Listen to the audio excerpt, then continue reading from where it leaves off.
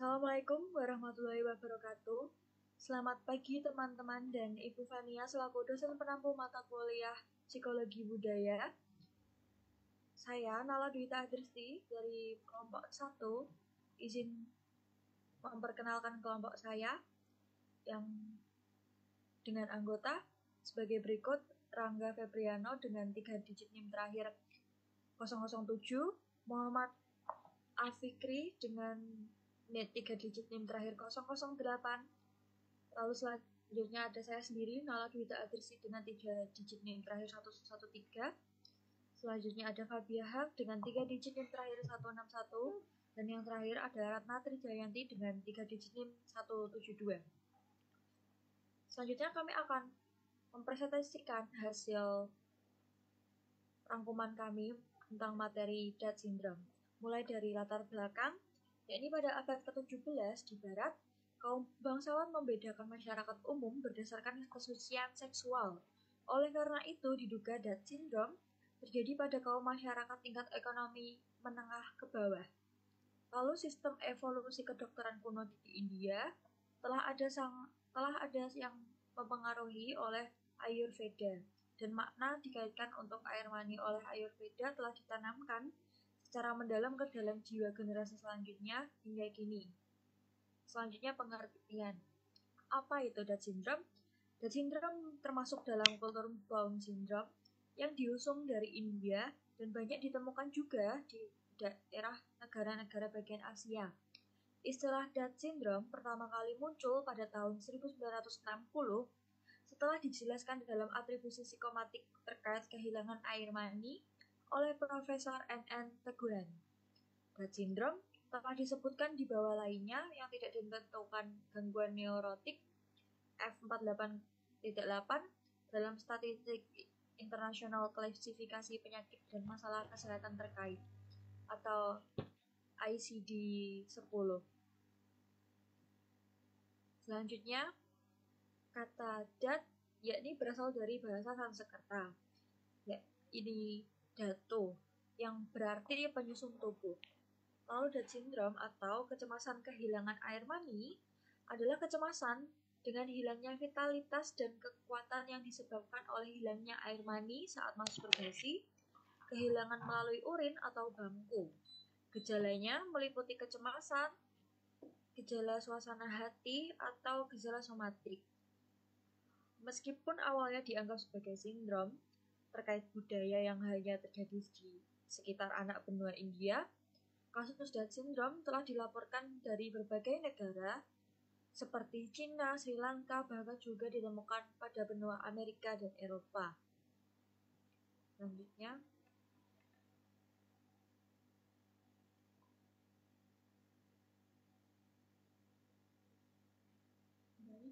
saya melanjutkan mengenai faktor dari Down Syndrome itu sendiri. Jadi berdasarkan dari apa itu Down Syndrome, diketahui bahwa sebenarnya Down Syndrome itu berasal dari suatu kepercayaan yang ada di salah satu India culture, di mana sebenarnya Down Syndrome itu berasal dari penggambaran Veda, yang mana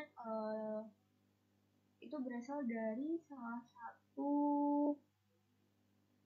mengenai tentang cairan tubuh, yaitu datus, yang mana datus ini dianggap sebagai salah satu bagian yang paling berharga dalam tubuh manusia. Dan kepercayaan inilah yang akhirnya menimbulkan Down Syndrome. Selain itu ada juga masalah lain, yaitu ada faktor sosiodemografi, yang mana masalah sosiodemografi ini yang mengakibatkan adanya kecenderungan untuk timbulnya Down Syndrome itu sendiri. Next. Nala. Oke. Jadi ada dua faktor ini yang paling utama dalam mempengaruhi adanya Down Syndrome, khususnya pada di manusia, di jajaran manusia. Yang pertama itu ada abnormal belief. Jadi adanya penggambaran Veda yang mana bahwa air mani itu adalah salah satu bagian paling penting dalam tubuh manusia di antara 7 cairan lainnya, yang mengakibatkan munculnya kayak kepercayaan bahwa kalau misal air maninya ini berkurang dalam tubuh manusia, maka akan mengakibatkan kayak dampak di kepercayaannya itu, dampak dari hal tersebut tuh akan mempengaruhi kehidupan manusia tersebut. Sedangkan kalau misal tidak ada pengurangan air mani dalam tubuh tersebut, maka manusia itu dipercaya bahwa hidupnya akan damai. Jadi ya karena ada kepercayaan itulah makanya ada Down syndrome itu. Lalu yang kedua ada sosiodemografi, yang mana sebenarnya latar belakang juga sangat mempengaruhi, apalagi sih kalangan yang berasal dari pedesaan, pendidikan yang rendah, terus golongan sosioekonomi yang memang rendah, bahkan kayak mungkin agak menengah gitu tuh. Dan itu mempengaruhi kayak kepercayaan mereka terhadap adanya kepercayaan tentang yang namanya penggambaran beda itu tadi. Karena orang-orang yang cenderung berasal dari latar belakang tersebut biasanya punya pemikiran yang lebih mempercayai apa yang dia pelajari dari agama yang dia atau kepercayaan yang dia di lingkungannya itu. Apalagi ada sikap konservatif terhadap seks yang akhirnya memberikan faktor kemunculan Down syndrome itu lebih besar pada diri individu. Okay, next. Baik, saya lanjutkan. Gangguan pada Down syndrome ini tuh banyak ditemui pada pria muda yang memiliki rentan usia 15 sampai 30 tahun. Nah, gejala umum dari Down syndrome ini melibatkan keyakinan atau rasa khawatir terhadap kehilangan cairan seminal atau melalui urin. Ini menurut Somatipala dan kawan-kawan pada 2004.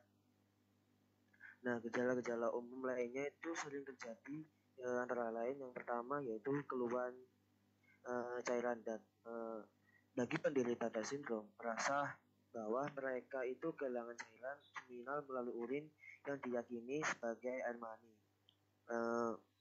Bisa berubah warna, bau, atau tekstur urin yang diyakini merupakan hasil dari kehilangan cairan seminal. Nah, yang kedua itu kelemahan dan kehilangan energi. Penderita Down syndrome ini sering melaporkan gejala umum seperti kelemahan, kehilangan energi, dan mudah lelah. Ini dapat disebabkan oleh kecemasan dan stres si penderita dengan keyakinan mereka tentang kehilangan cairan seminal. Yang ketiga yaitu nyeri yang tidak jelas, dan nyeri tidak jelas ini merupakan rasa sakit atau ketidaknyamanan yang tidak dapat dijelaskan secara medis. Seringkali menjadi bagian dari gejala Down syndrome. Penderita mungkin mengalami nyeri di berbagai bagian tubuh mereka. Nah, yang keempat itu kehilangan libido. Penderita Down syndrome dapat mengalami penurunan hasrat seksual atau kehilangan minat pada aktivitas seksual.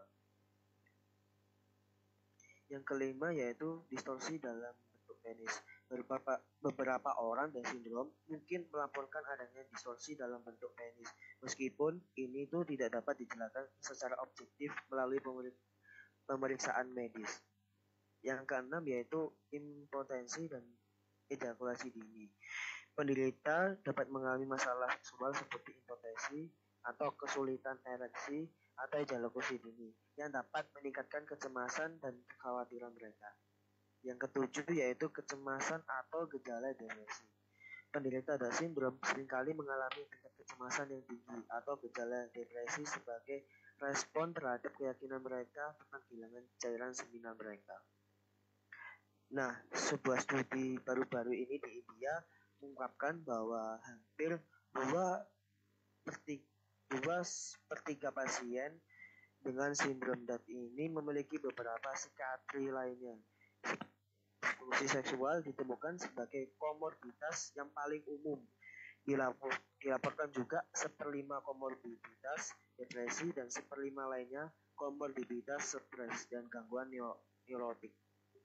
Meskipun pengidap Down ini kebanyakan diidap oleh laki-laki, namun beberapa peneliti atau dokter juga bicara mengenai wanita yang setara dengan sindrom Down ini. Untuk pertama kalinya Chaturvedi menyamakan gejala kesepian pada wanita dengan sindrom DAT pada pria yang memiliki gejala seperti keluhan sakit dan nyeri. Next.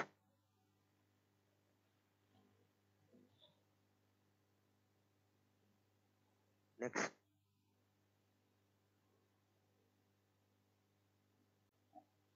Psikoterapi dapat menjadi salah satu pendekatan yang bermanfaat dalam mengelola gejala DAT syndrome atau masalah kesehatan mental terkait.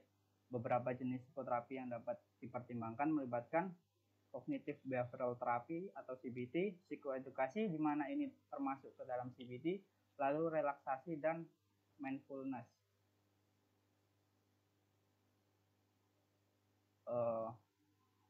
CBT sendiri ini merupakan pendekatan yang potensial untuk mengatasi DAT syndrome. CBT dapat membantu pasien untuk mengidentifikasi dan mengubah pola pikir serta perilaku yang merugikan terkait dengan kekhawatiran akan kehilangan sperma. Selama sesi terapi, terapis bekerja sama dengan pasien untuk melakukan penilaian awal, mengidentifikasi keyakinan negatif, dan menganalisis dampak emosionalnya. Pendidikan dan psikoedukasi mengenai fungsi tubuh dan kesehatan seksual di sini juga menjadi elemen penting dalam membongkar mitos atau keyakinan yang salah terkait DAT syndrome. Lalu penerapan teknik relaksasi dan mindfulness akan menjadi sebuah pendekatan yang efektif dalam memberikan pasien sarana untuk secara lebih baik mengelola tingkat stres, meredakan kecemasan, dan mengurangi dampak gejala DAT syndrome yang mungkin mereka alami. Next. Selanjutnya dalam pengelolaan DAT syndrome, farmakoterapi dapat menjadi salah satu strategi yang relevan. Namun perlu diingat bahwa pendekatan ini harus disesuaikan dengan kebutuhan individu setelah melalui evaluasi medis menyeluruh. Jenis obat yang mungkin dipertimbangkan termasuk antidepresan, anksiolitik, atau obat-obatan lain yang dapat meredakan gejala psikis dan fisik pasien.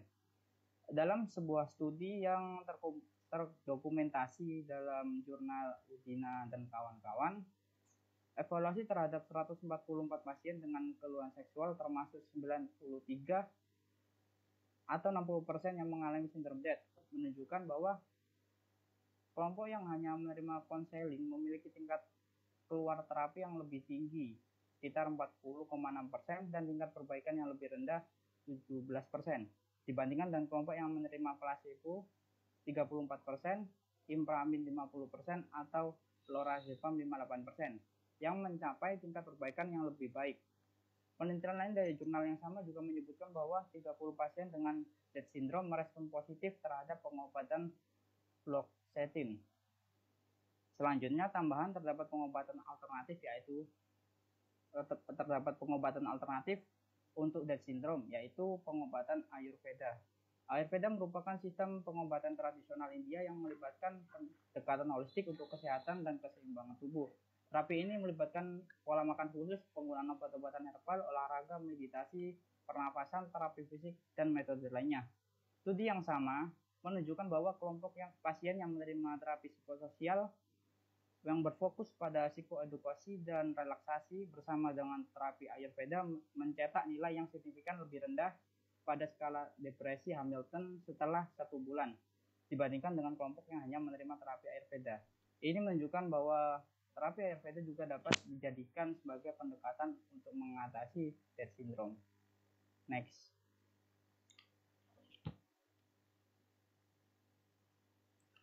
Baik, untuk kasus yang diangkat dalam Culture Bound Syndrome ini, yaitu sebuah artikel dengan judul A 47-year-old man passing putrid semen through saliva and sweat, atau seorang pria 47 tahun mengeluarkan air mani busuk melalui air liur dan keringat. Sebuah kasus sindrom DAT. Next. Nah, seperti yang tadi sudah dijelaskan, sindrom DAT itu adalah sindrom yang terikat dengan budaya, yaitu sindrom yang ditandai dengan keyakinan yang salah tentang kehilangan air mani dengan urin, feses, keringat, dan air liur yang dihasilkan kelesuan yang ekstrim, jantung berdebar, apatis, kurangnya kekuatan fisik, anoreksia, dan manifestasi psikologis seperti depresi, kecemasan, dan lain-lain.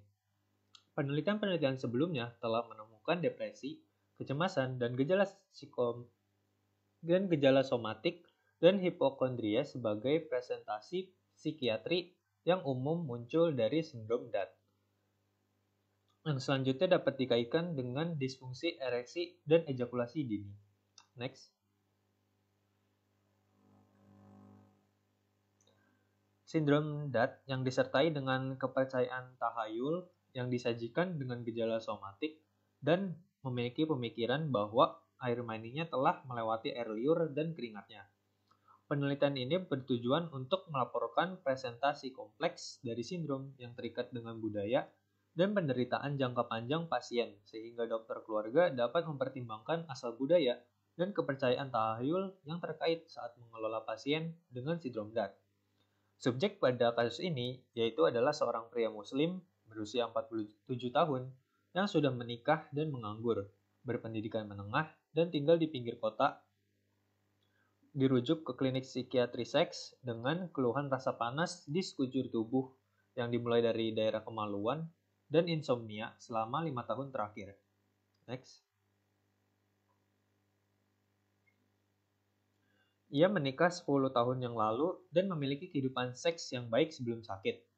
Setelah mengevaluasi riwayat terperinci, terungkap bahwa dalam satu malam, ia melakukan hubungan intim dengan pasangannya saat pasangannya ini sedang menstruasi. Nah, sekitar 3 bulan kemudian, dia mulai mengalami sensasi terbakar di sebagian penis dan daerah kemaluannya.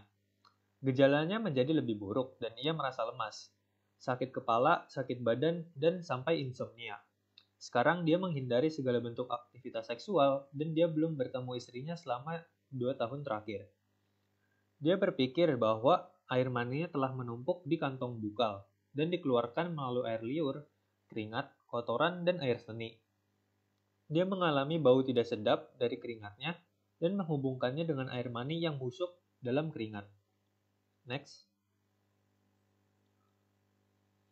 Mereka menasihatinya tentang teknik relaksasi, menahan napas, kebersihan tidur yang baik, dan latihan fisik di pagi hari.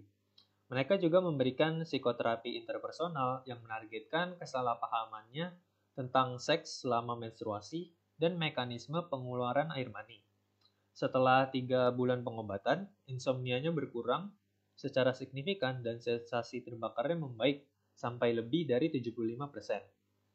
Terakhir, mereka fokus untuk bergabung dengan pekerjaannya dan membangun kembali kehidupan seksualnya dengan istrinya. Next.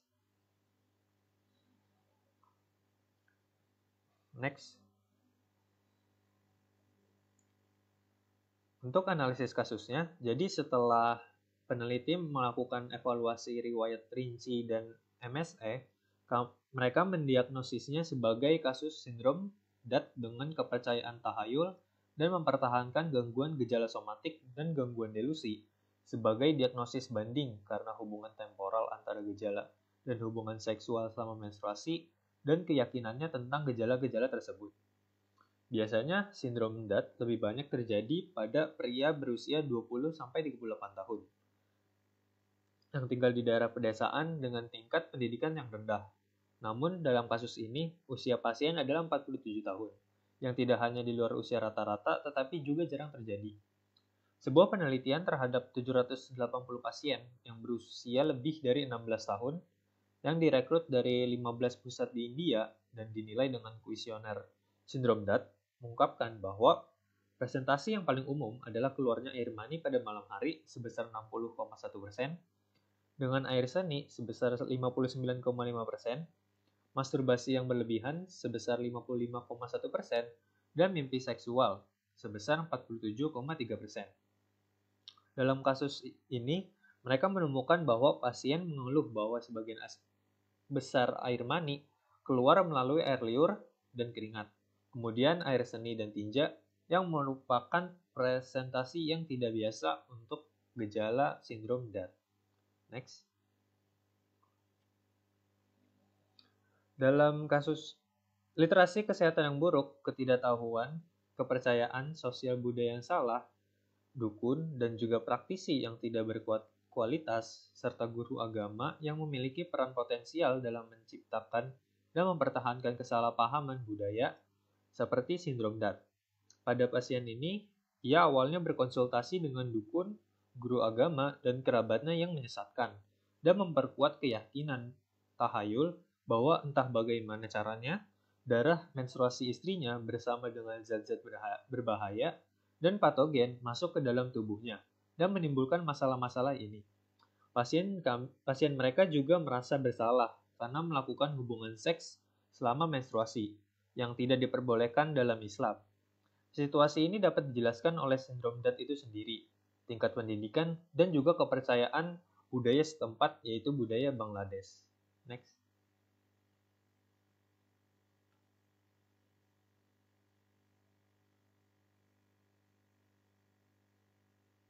Next. Next.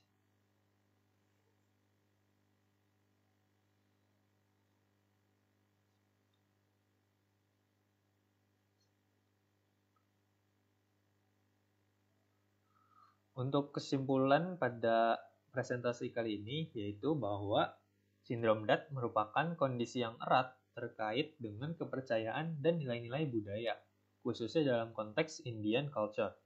Gejala berupa kekhawatiran berlebihan terhadap kehilangan cairan seminal memengaruhi pria muda dengan faktor risiko sosio-demografis tertentu. Penanganannya dapat melibatkan berbagai pendekatan, termasuk psikoterapi, seperti Cognitive Behavioral Therapy atau CBT, terapi Ayurveda, dan farmakoterapi.